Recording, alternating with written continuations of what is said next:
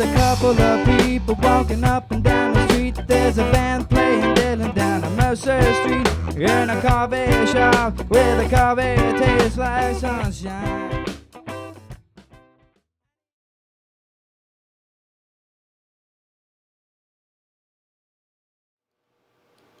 Hello again. I would like to talk to you in this segment about assembling your team. After all, it all comes down to the people that you're working with. I think a lot about identifying the sparks. You have to find someone with that passion and that drive to do positive work that might not have immediate financial rewards to it, but is a part of creating something for the greater good. Now, those people exist in your community, whether you've met them or not, they're out there. I like to encourage people to check out their schools, whether you have a college in your community or a high school. I know that when I was in high school, I was hungry for creative opportunity. And if somebody would have reached out to me with an open door or a chance to be a part of something meaningful, I know that I would have jumped at that opportunity. So somewhere in your high school, there is a kid with passion and drive that would love to use their talent and lend their creativity to something positive. So I encourage you to try to identify those sparks that exist in your community. Also, we talked a little bit earlier about how it doesn't matter if your numbers are small. What matters is that two or more people are gathered together to do this work.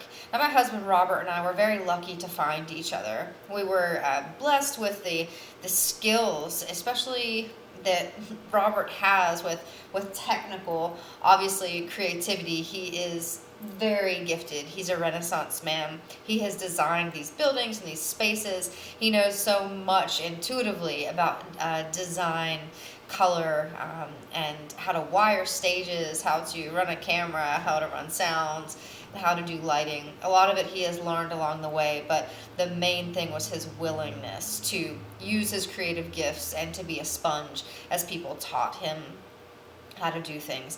The fact that he is a photographer, an excellent photographer, has enabled him to document what we've done from the very beginning. And I would say that that is the single most important thing that we have done that has caused us to succeed, is the building blocks of documenting our events. Our very first Culture Fest had about 100 people at it. We spent so much time and energy on that, and of course, we were a little disappointed in the numbers at first. I quickly learned not to focus on that. It was valuable. There were all those people gathered together in the name of creativity, and Robert documented it.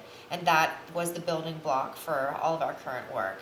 So as you're looking to assemble your team, you should certainly look out for someone with those types of skills. A photographer is very important. A sound engineer is super important as you're looking to design events. My side of things is communication. I am willing to make cold calls and visit people who I don't know and show them, the opportunities to get involved. Robert's graphic design skills have been essential.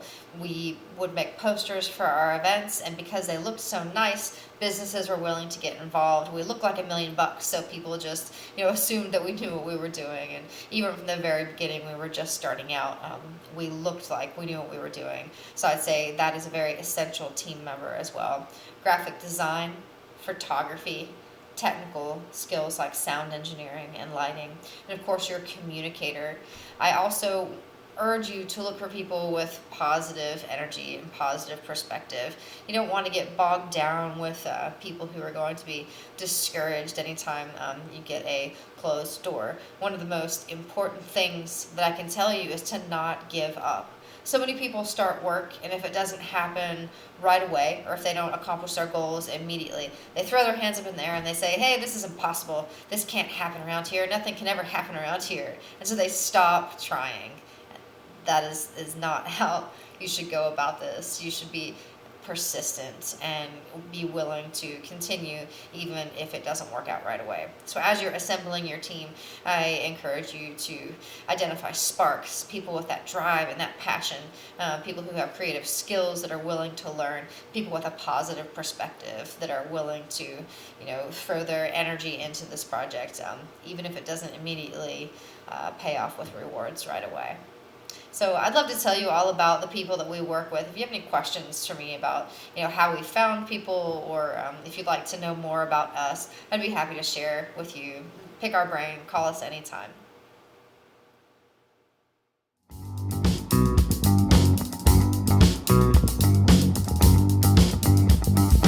got a task at hand. How can we make it better? Well, yes, I know we can, we can. We can make a brighter day. Can we look inside and find out what's not right? Recognize the box and then step outside. Well, who will stand up, light up, who will rise to the challenge of this most trying time?